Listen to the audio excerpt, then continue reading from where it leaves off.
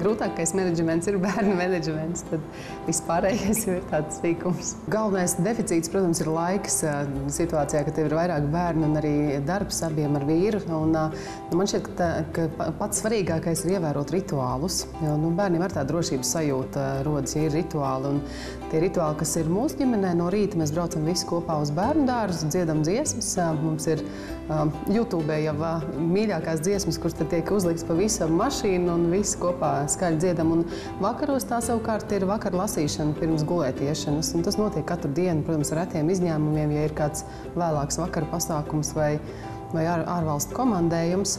Un, ņemot vērā, ka visam tiešām laiks nepietiek, un viena lieta, uz ko tiešām grūti atrast laiku, ir fizisks nodarbs arī man pašai, tāda prāta un ķermeņa atpūtē, tad to mēs arī darām ar bērniem kopā sestdienās, svētdienās, ejot pastaigās uz piemājas mežu.